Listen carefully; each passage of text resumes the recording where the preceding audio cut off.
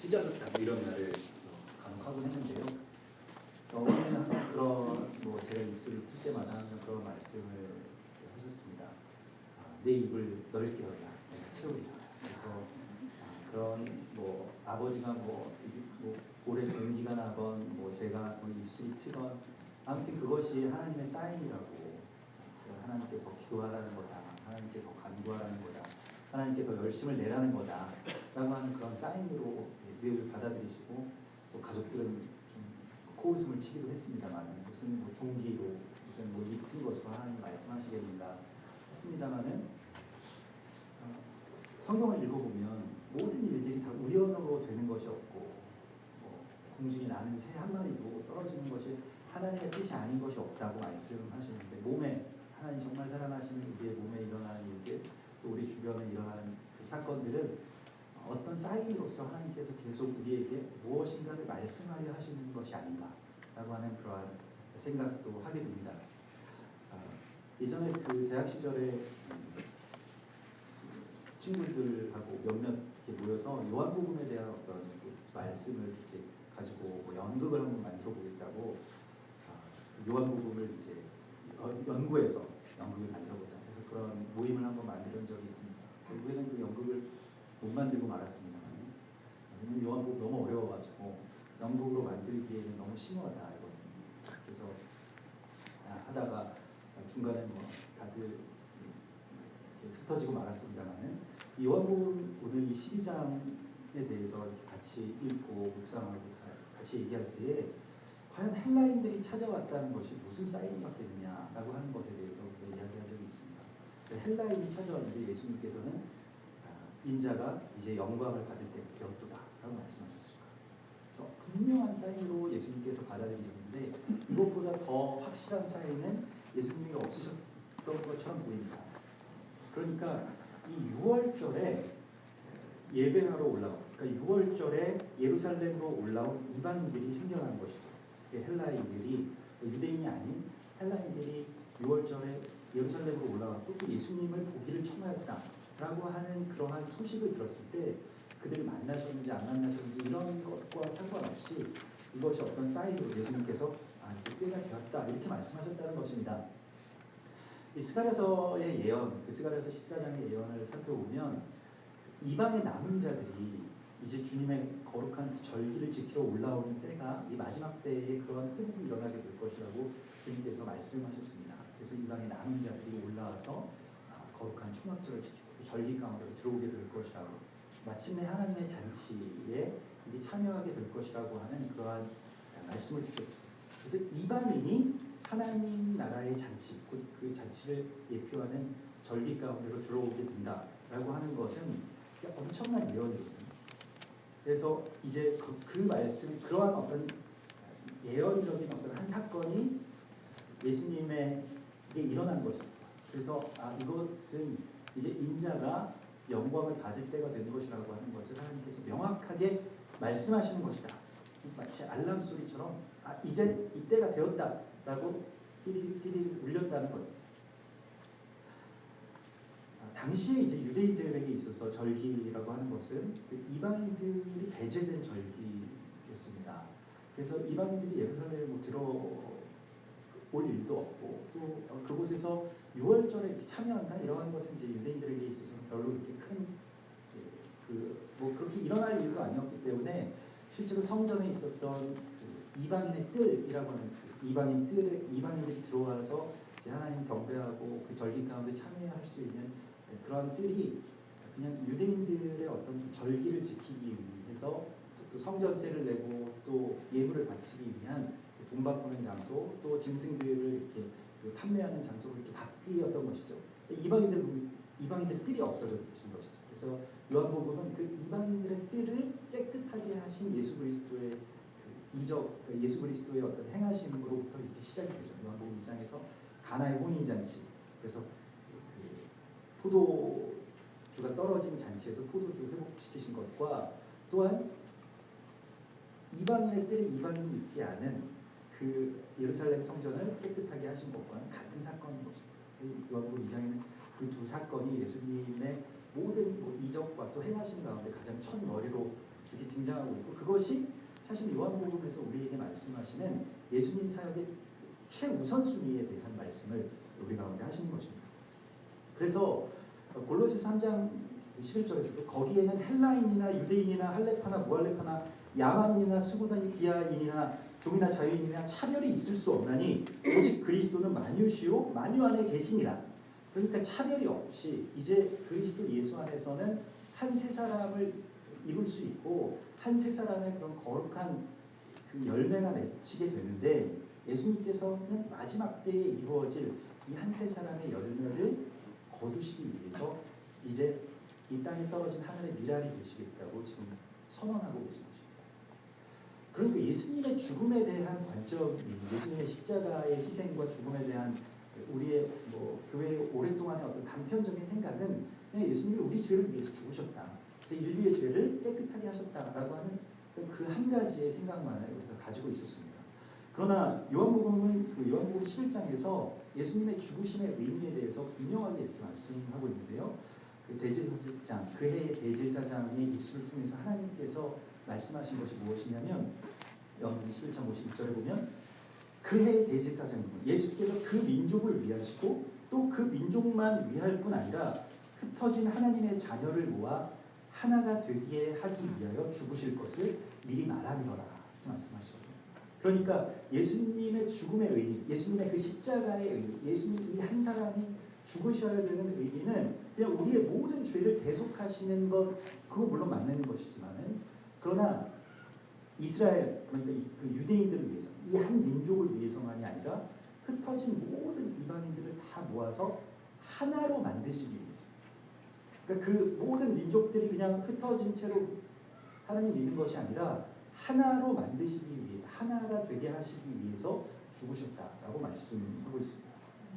그러니까 예수님의 이 희생, 예수님께서 이제 때가 되었고 인자가 이제 들려야 하리라고 말씀하신 그 사인이 헬라인들이 예루살렘 성전으로 올라오는 어떤 예표적인 그런 사인을 보고 예수님께서 이것을 위해서 십자가에 나는 달려야 되겠다라고 그렇게 선포하고 또 그렇게 우리에게 말씀해 주신 것입니다. 그러니까 이 한 세 사람의 사명을 이룬다는 것이, 우리가 한 세 사람 교회 아닙니까? 여러분들이 오늘 한 세 사람 교회에 오셨는데, 이 한 세 사람이라고 하는 이 사명이라고 하는 것이 어떤 것이, 또 이것을 위해서 우리가 어떻게 해야 되는지에 대해서 주님께서 말씀하시는 것은 바로 이것입니다.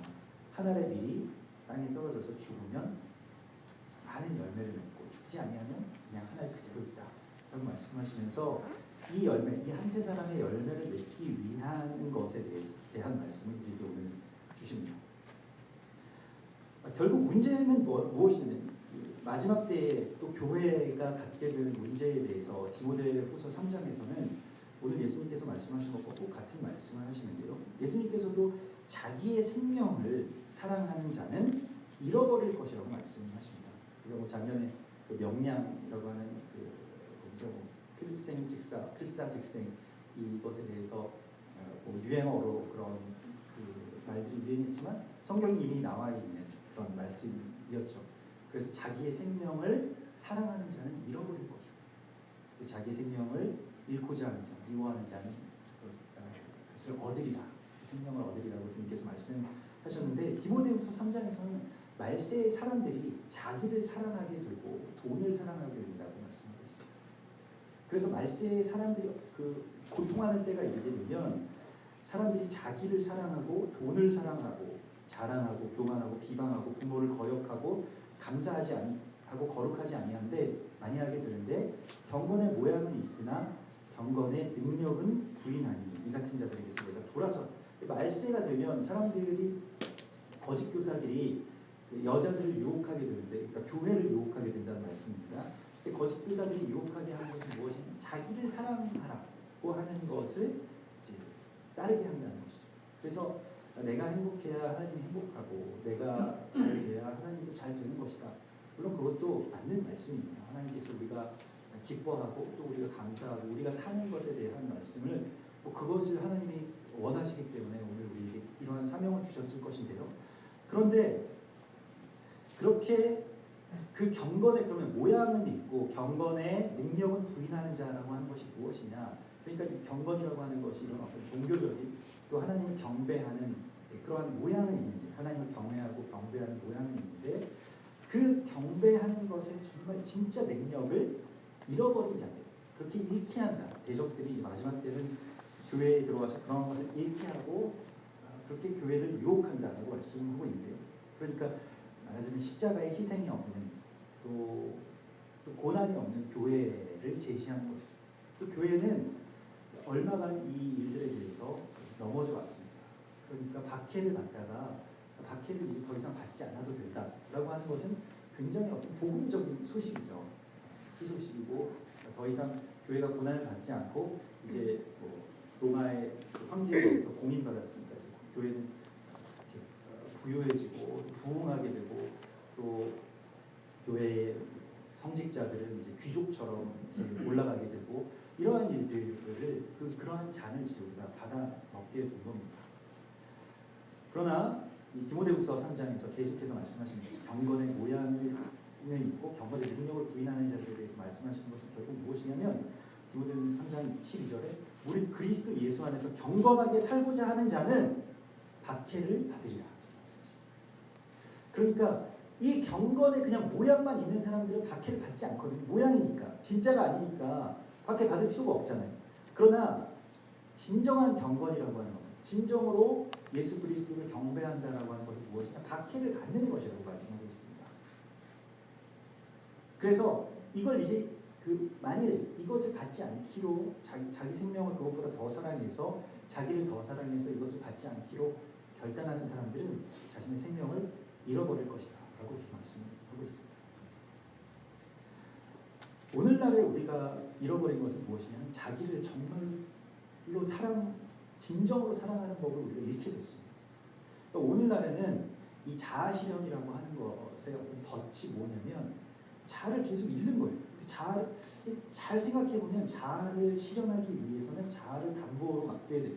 자아가 계속 불행해지는데 그게 자아 실현이라고 이렇게 말을 하고 있어요.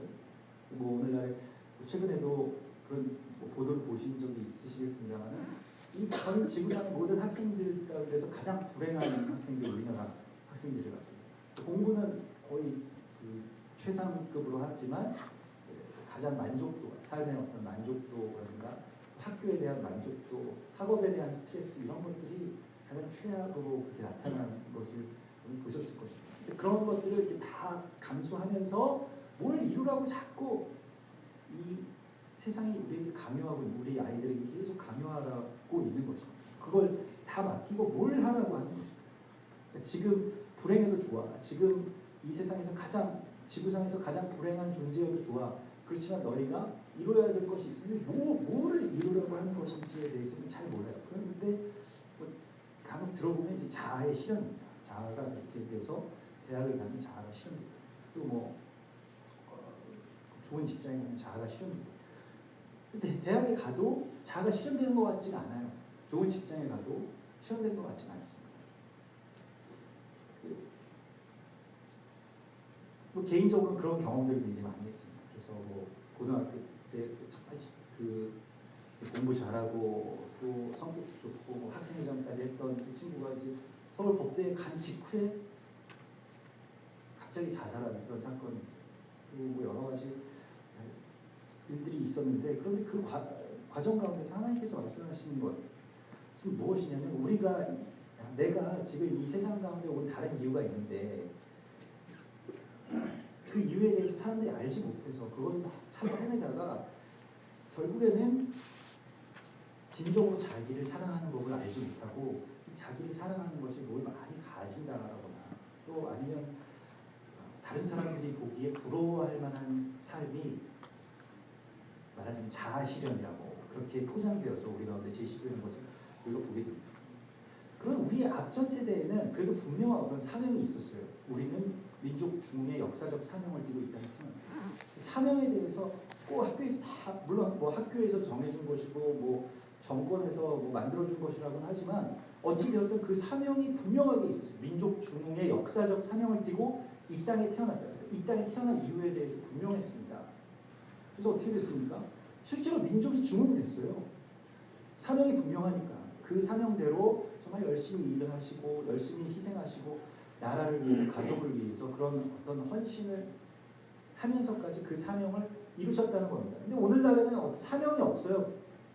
뭐 교훈 요즘에 무슨 교훈이나 또 급훈이나 뭐 어떤 건지 잘 모르겠습니다만 뭐 지금 놀면 뭐 남편 얼굴이 뭐 바뀐다, 남편 직업이 바뀐다, 뭐 이런 우스갯소리 같은 그런 문구들이 붙어 있는 것을 보게 되는데 큰 사명이 없고 진정으로 자기 자신이 어떠한 사람인지에 대해서 깨닫지 못한 채로 그냥 남들이 부러워할 만한 사람이 말하자면 자아가 실현되는 것 아니냐 이렇게 생각을 하게 한다는 것입니다. 그래서 이 다윗이 이렇게 오늘 이 말씀 그대로 다윗이 고백한 것이 주의 인자가 내 생명보다 나음으로라고 하는 그러한 고백을 했습니다. 그러니까 이게 뭐 영어로는 이제 better than life라고 하는 그 찬양 있잖아요. 그러니까 내 생명보다 주님의 인자가 더 귀하십니다. 그러니까 그런 어떤 고백이 다윗 가운데 있었는데 그것이 참된 예배죠. 우리는 내 생명이 가장 귀하기 때문에 주님이 나를 좀 도와주셔야 된다라고 하는 어떤 그러한 믿음 안에서 그러한 신앙 안에서 살게 됩니다. 왜냐하면 교회가 이미 고난의 잔을 거부하고 대적이 주는 잔을 마셨기 때문이죠. 전 그런 상황 안에서 그렇게 그 잔에 취해 있는 상태 안에서는 제일 좋은 건 뭐냐면 우리가 부자 되는 거예요. 성도도 돈 많이 벌고 자식들 좋은 대학교 가서 또 좋은 직장 가서 또 돈 더 많이 벌고 이렇게 돼서 교회가 계속 부자가 되면 이제 그게 하나님이 우리에게 주신 복이라고 이렇게 생각해 왔던 것입니다. 그러나 진짜 복이라고 하는 것은 오늘 예수님께서 우리에게 말씀하신 것처럼 나를 경외하는 자는 나를 따를 것입니다. 이렇게 말씀하십니다. 주님을 따를 수 있는 게 참된 복인데 그 복을 우리가 받지 못했다는 것입니다. 왜 주님을 따르는 것이 우리에게 복임에도 불구하고 우리가 그걸 받지 못했을까요?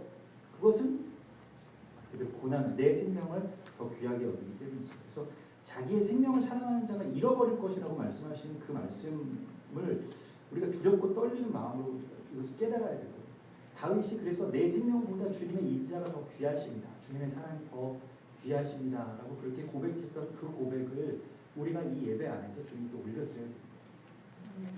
그 마음이 우리가 있기를 도와야 될 것입니다. 그래서 예배라고 하는 것은 영어로 뭡니까? 월십 서비스. 그리고 월십은 우리가 있는데 경건의 어떤 모양, 월십은 있는데 서비스가 없어요. 주님께 우리 자신이 드리는 어떤 그런 서비스가 없다는 것입니다. 요즘에 간혹 인터넷 무슨 뭐 회원 가입할 때 이렇게 직원 뭐냐 이렇게 보면 종교인이 있고 서비스업이 있더라고요. 서비스업으로 클릭하고 나는 종교인이 아니다. 나는 종교를 믿지 않고 주님 앞에 나를 드리는 자다. 그래서 서비스업으로 이렇게 워십 서비스업 이렇게 제가 생각하고 있는 저의 업으로 생각하고 있는데 예배의 모양만 있고 정말로 주님을 따르는 참된 희생이 없다면은 그것은 경배는 있는데 드림이 없다. 경배의 정말 핵심이라고 하는 것은 구약 시대에도 보면 이 예배의 핵심이라고 하는 것은 뭐 찬양대가 있고 뭐 어떤 시설이 어떻고 이런 것보다 양을 잡아서 죽이는 거잖아요. 양을 잡아서 죽이는 게 그 예배 전체의 핵심인데 오늘날에 지금 양을 잡아서 죽이는 게 예배에 어디에 있습니까? 우리가 지금 예배를 드리고 찬양을 하고 말씀을 듣지만은 이게 메인이 아니에요. 나 자신을 주님 앞에 드리는 것. 여기에 대한 어떤 고백이 물론 뭐 헌금 시간에 있겠습니다만은 그러나 어떤 중심은 나의 어떤 존재라고 하는 것이 나의 생명이 주님의 인자보다 귀하지 않습니다.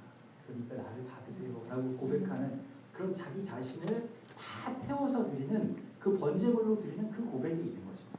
그래서 이 고백이 있어야만 참된 예배라고 할 수 있고 그 디모데후서에 말씀하신 그 경건의 어떤 참된 모양이라고 할 수 있겠는데 우리가 어떤 종교 행위 안에 그냥 예배를 잘라버린다면 불리는 종교 행위가 있고 몇몇 아주 소수의 드문 사람들이 희생을 한다라고 생각한다면 이것은 교회가 가야 될 길이 아닌 것입니다. 그래서 하나님께서 오늘 여기 예수님께서 말씀하신 것은 자기의 생명을 잃는 자는 아버지께서 그를 귀히 여기시죠. 그러니까 사람이 나를 따르고 그러니까 나를 섬기려면 나를 따라야 된다. 그런데 나를 따르는 자는 내가 있는 곳에 있는 자들이다. 나 있는 곳에 너희가 있는 것이 너희에게 있어서 참된 예배이고 하나님께서는 그러한 자를 귀히 여기시고 기뻐하신다라고 말씀하십니다. 그래서 내가 나를 귀하게 여기는 것의 최상은 무엇이죠? 최상의 길은 아버지께서 나를 귀하게 여기시는 거예요. 내가 아무리 난 여기 잘났고 나는 너무 귀해라고 해도 그건 되게 공허한 것이죠. 그러나 아버지가 나를 정말 너는 참 귀하다라고 말씀하시는 그 음성을 우리가 듣게 된다면 세상 사람들이 나를 멸시하고 무시하고 해도 아무 상관이 없어요. 하나님이 나를 귀하다고 하십니다. 그러면 이게 오늘날에 그래서 자기가 자기를 사랑하는 법에 대해서 굉장히 많이 가르칩니다. 왜냐하면 자기 혐오에 많이 빠지니까. 우리도 이렇게 영적으로 우리의 본성이 있기 때문에 이렇게 살아서는 안 되는데라고 하는 어떤 마음의 짐은 있는데 그래서 어떻게 살아야 되느냐라고 하는 것을 알지 못하기 때문에 그 사이에서 우리가 막 방황하는데 그래서 뭘 주관하려면 자기를 사랑하는 법에 대해서 밝힌다는 거예요. 근데 뭐 사랑할 만해야 사랑하죠. 근데 계속 너는 뭐 괜찮은 사람이야, 사랑해야 돼. 그렇게 이야기하잖아요. 성경은 우리에게 아버지가 우리를 귀하게 사랑하시면 나도 나를 사랑할 수 있는 거예요. 아버지가 나를 가장 사랑하시는 그런 존재라고 하는 것을 우리가 만나게 되기 때문에 그렇죠. 그래서 지금 예수님 어디 계신가라고 하는 것에 대해서 주님께서 우리에게 물으라고 말씀하십니다. 나 있는 곳에 너희가 있어야 할 것이다. 나를 섬기는 자. 예배의 장소도 물론 우리가 뭐 일주일에 한 번씩 이곳에 모여서 예배합니다만은 예배를 드립니다만은 예수님이 계신 그곳에 내가 있는 것이 참된 예배라는 것이죠. 예수님 지금 어디 계신가라고 하는 것을 우리가 주님께 물어야 합니다. 그 룻의 예배가 그랬죠. 룻기 그 1장에 보면 룻이 그 시어머니 나오미에게 이렇게 고백하잖아요. 나로 어머니를 떠나며 어머니를 따르지 말라고 강권하지 마옵소서. 어머니께서 가시는 곳에 나도 가고 어머니께서 거하시는 곳에 나도 거하겠나요. 그래서 어머니의 백성이 나의 백성이 되고 어머니의 하나님이 나의 하나님이 되시리니 어머니가 죽으시는 곳에서 나도 죽기를 원합니다. 이렇게 고백합니다. 또 웬 뜬금없는 시어머니 사랑일까? 이 시어머니 사랑이 아니에요. 예수 그리스도를 사랑하는 그 마음에 대한 예표입니다. 예수님께서 가시는 곳에 나도 가고 예수님께서 죽으시려고 하는 곳에서 나도 죽겠습니다. 라고 할 때 하나님의 나라가 시작되는 겁니다. 룻기는 이 다윗의 왕국이 시작되는 그 지점을 우리에게 보여주었잖아요. 아주 처참하고 이 가난한 어떤 모압 이방 여인이 정말로 그 사랑, 정말로 예수 그리스도를 너무너무 사랑해서 그에게 자신의 목숨을 완전하게 드리는 그 예배로 하나님의 나라, 다윗의 왕국이 시작됐다는 거 아닙니까? 다윗의 왕국의 시작은 다윗이나 뭐 유대인들이 시작한 것이라기보다는 이 이방 여인 한 사람이 정말로 이스라엘의 어떤 그 거룩한 회복과 또 한 세 사람에 대한 그 마음을 그가 하나님으로부터 받아서 이것을 고백하는 것에서부터 시작됐다는 것을 우리가 알아야 됩니다. 그래서 어머니께서 죽으시는 곳에서 나도 죽어 거기 묻힐 것이라. 예수님께서 죽으시는 곳에서 나도 죽어 거기 묻힐 것이라. 라고 하는 이 고백이 진정한 우리의 고백이 되기를 소망합니다.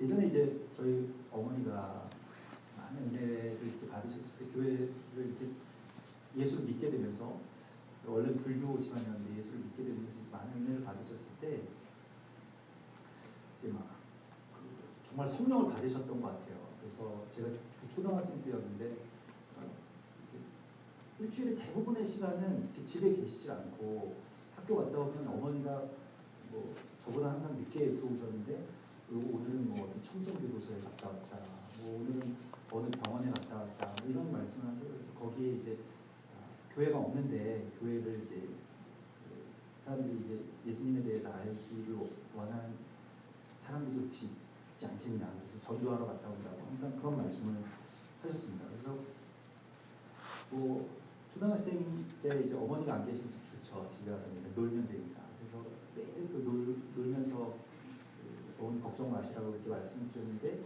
어느 날 이제 초등학교 그 담임 선생님이 찾아오셨어요 집에. 그래서 얘가 성적이 계속 떨어지는데 얘기를 들어보니까 어머니가 계속 집에 안 계신다고 하더라. 어떻게 된 일이냐.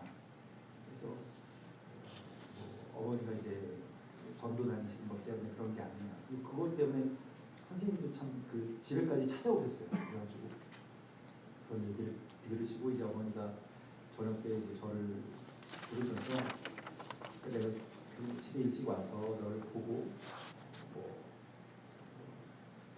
또 네가 뭐 대학 들어갈 때까지 전도도 안 하고 또 그렇게 사는 게 사실 엄마로서의 한 일일 수도 있지만 예수님께서 가시는 곳에 나도 가고 싶다. 그런 말씀을 저에게 하셨습니다. 그래서 너 성적이 앞으로 더 떨어져서 할 수 없다. 내가 아는 마지막 때는 크게 성적이 중요한 것도 아니고 그러면서 늘 말씀하시는 것이 20세기가 곧 가니까 21세기가 오면 너 같은 사람도 하나님께서 쓰실 때가 있을 거다. 그런 어떤 시간이 되고 하나님의 시간이 되고 하나님의 때가 되면 지금 공부 이렇게 잘 안 해도 된다. 그런 말씀을 하시는 거예요. 그래서 저도 힘을 얻고 혼자서 잘 놀았는데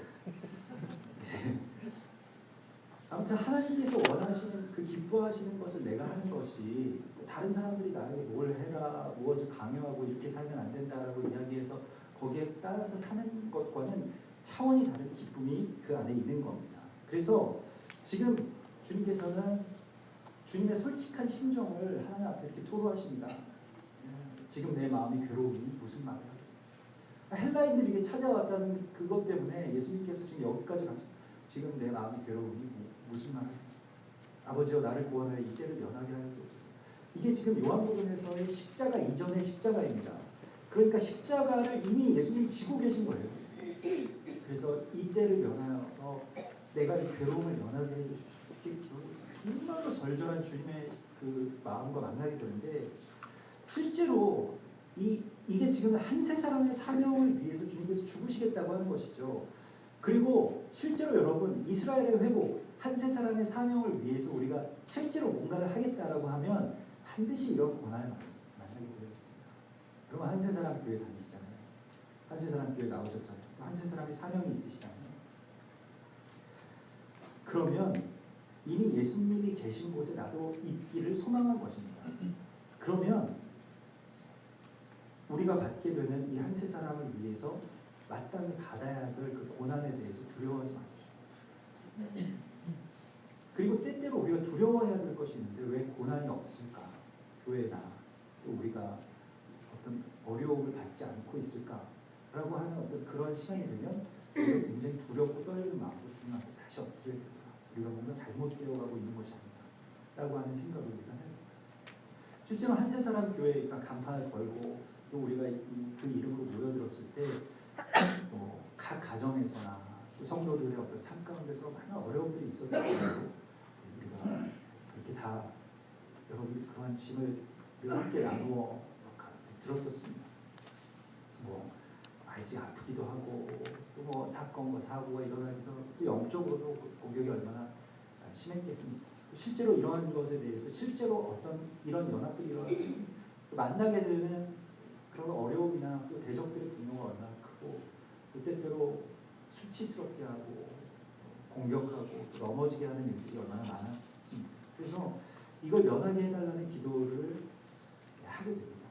예수님이 그렇게 하셨던 거죠. 우리는 뭐 예수님처럼 십자가에 달리는 그런 고난도 아니지만은 그 내게 맞는 어떤 고난을 주님께서 주시기 때문에 어렵고 힘들고 가시기가 하기 쉽지 않다. 그냥 괜히 이거 들쑤셔서 건드리지 말고 대적들 건드리지 말고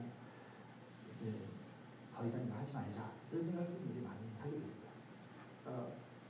어떻게 보면 그 사역 가운데서 제일 분노가 심한 것 같아요. 대적들의 분노가 정말 막장 사역이라고 저도 얘기를 가능하는데 정말 마지막 때에 마지막으로 우리가 해야 될 일, 교회가 원래 해야 될 그 사명 가운데 예수님과 더불어서 나가는 것이기 때문에 어려움 많죠. 그리고 두렵고 그게 눌림이 됩니다. 그리고 이러한 것에 대한 어떤 선포가 있고 또 십자가, 교회가 이것을 위해서 같이 십자가를 집시다 라고 할 때에도 뭐 별로 관심이 없으신 분들은 이렇게 크게 거슬림이 없으신 것 같은데 이렇게 영혼이 순수하신 분들, 순수한 마음을 갖고 순수한 믿음을 갖고 계신 분들은 예배 시간이 참 싫어졌대요. 전에는 참 목사님이 이렇게 평범할 때는 좋았는데 이런 뭐 마지막 때에 대해서 이야기하고 이스라엘에 대해서 이야기하는 게 참 어렵다고. 그래서 뭐 많은 몇몇 분들은 또 떠나가시기도 하고 또 몇몇 분들은 어려워도 그냥 참고 계시는 분도 있으시고 그렇습니다. 그리고 뭐 순교에 대해서 또 희생에 대해서 이렇게 하나님께서 우리 가운데 말씀하시고 그것을 제단 가운데 선포하면 무섭다고 두렵고 또 내가 또 우리 교회가 또 우리 아이들이 이렇게 어떤 예수 그리스도께서 원하시는 모습대로 이 땅에서 피를 흘려야 된다는 것이라면 정말 실제로 그것을 생각하게 되면 참 두렵죠. 그리고 그것을 면하게 해달라고 우리가 예수님처럼 그렇게 기도하게 됩니다. 그리고 그런 기도들을 우리가 많이 해왔습니다. 저도 그렇게 많이 기도해왔습니다. 그래서 이 정도만 하면 되지 않았냐고,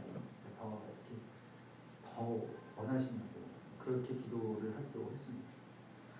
주님께서는 오늘 이렇게 기도하십니다. 그러나 내가 이를 위하여 이때에 왔나이다. 이 고백을 주님합니다. 이게 예수 그리스도의 승리이고요. 이 고백이 교회의 승리입니다. 이를 위하여 이때에 우리가 여기에 있습니다. 라고 하는 거죠. 내가 왜 여기에 지금 살고 있는 것에 대한 명확한 답을 얻은 것만큼 큰 기쁨이 없습니다. 세상 모든 사람들은 이것을 찾아 헤매다가 죽습니다. 그런데 우리가 지금 이 시대에 이 땅에서 또 이 시간에 주님 앞에 한 세 사람의 사명을 받아서 있다. 그리고 이것을 위해서 우리는 죽을 것입니다. 라고 그렇게 고백하는 것만큼 큰 기쁨이 어디 있겠습니까? 그런데 이게 잘 기쁨이 되지 않죠. 그리고 남의 일처럼 느껴지고 또 내가 뭐 굳이 이런 일들을 하겠느냐 하고 그렇게 생각을 하곤 합니다. 우리들의 솔직한 모습이고 우리들의 연약한 안에서는 여기까지인 것 같습니다. 그러나 주님이 우리에게 주님의 마음을 달라고, 우리가 주님께 주님의 마음을 달라고 구할 때 주님께서는 반드시 이 고백을 할 수 있는 마음을 우리에게 주실 것입니다. 그래서 예수님께서 이렇게 고백하십니다. 아버지여, 아버지의 이름을 영광스럽게 하옵소서. 예수님께서 지금 이 싸움에서 승리하신 것을 보여주신 거예요. 우리는 이 싸움에서 승리할 수 없습니다. 여기 오늘 이 말씀 가운데서도 보면 이 관리들과 이를 게 많은 사람들은 자기의 생명을 더 사랑함으로, 자기의 사람의 영광을 하나님의 영광보다 더 사랑함으로 두려워하여서 예수님을 따를 수 없고 예수님 믿을 수 없었더라라고 분명하게 나와 있습니다. 우리가 이 세상 가운데서 잃을 게 너무 많고 아까운 게 너무 많아서 주님을 따를 수 없는 그 상황 가운데서 주님께서는 아버지의 영광을 아버지가 영광을 받으시옵소서라고 선포하는 그 선포의 승리 가운데로 우리를 이끌어 주신다는 것입니다. 결국 우리가 무엇을 더 중요하게 여기고 더 사랑할 것인가 라고 하는 그 싸움을 하고 있다는 것입니다. 이거 혼자서 큰 믿음 가운데 들어가서 이것을 할 수 없습니다. 교회가 이것을 전체가 다 이 일들을 위해서 기도하고 여기에 다 우리가 헌신하는 것이죠. 위대한 순교자들의 곁에는 항상 그 순교를 돕는 분들이 있었어요. 우리가 지난번에도 말씀드렸습니다만 주기철 목사님의 사모님 그 오종보 사모님이나 또 그 안중근 의사의 어머니인 조 마리아 여사는 다 그분들이 그렇게 나라를 위해서 또 교회를 위해서 순교할 수 있도록 옆에서 정말 강력하게 도왔습니다. 그냥 연약해지지 않도록 도왔다는 것입니다. 조 마리아 여사의 편지 전에도 한번 읽어드렸죠. 네가 만약 이게 안중근 의사에게 옥중에 보낸 편지인데요. 네가 만약 늙은 어미보다 먼저 죽은 것을 불효라고 생각한다면 이 어미는 웃음거리만 될 것이다. 너의 죽음은 너 한 사람의 것이 아니라 조선인 전체의 공분을 짊어지고 있는 것이다. 네가 항소를 한다면 그것을 일제의 목숨을 구걸하는 짓이다. 네가 나라를 위해 이에 이른즉 땀만 먹지 말고 죽어라. 이렇게 편지를 썼습니다. 어머니가 아들에게 쓴 편지입니다. 엄청난 이미 그러니까 자신의 목숨을 순교한 것이 아니라 이 그것보다 더 큰 희생, 더 큰 순교가 그 앞에 있었습니다. 그래서 순교자의 열매가 맺히는 것이죠. 그래서 우리가 여기에 있는 것입니다. 예수님께서 십자가에서 죽으셨기 때문에 한 세 사람의 사명이 우리 앞에 열리게 된 것입니다. 그리고 우리에게 한 세 사람의 사명이라고 하는 것에 대해서 다시 정말 실질적으로 이것은 인자와 함께 같이 달리는 것이라고 말씀하고 있습니다. 이 땅에 예수 그리스도의 몸은 어디에 있습니까? 교회에 있는 것이죠. 우리가 예수 그리스도의 몸이고요. 예수님의 몸은 계속해서 그 십자가를 향해서 나아가자고 말씀하고 있습니다. 어린이신 예수 그리스도께서 몸을 그렇게 원하고 계신 것이죠. 여러분, 우리가 주님을 몰라서 못 따르는 것도 아니고요. 주님의 마음을, 주님의 뜻을 알지 못해서 그것을 듣지 않아서 못 따르는 것도 아닙니다. 너희가 들어도 듣지 못할, 보아도 보지 못할 것이라고 말씀하신 것은 우리의 마음이 여기에 이 단계에서부터는 열리지 않았기 때문에 못 따르고 있는 거죠. 왜 안 열렸을까요? 오늘 성경에서도 말씀하십니다. 자기를 더 사랑하고 자기의 영광을 더 귀하게 여기고 교회가 어디로 가야 할지 또 우리가 어떻게 예배해야 될지 주님 모두 말씀하셨습니다.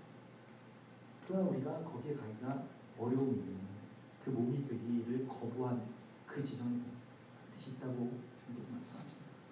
마지막 때에 말라기서에서는 그 엘리야를 먼저 보내신다라고 말씀하셨습니다. 그래서 엘리야의 예표가 되는 이 세례 요한이 엘리야라고 하는 사람은 어떤 사람인지를 우리에게 분명하게 보여줍니다. 세례 요한이 선포하는 것은 이것입니다.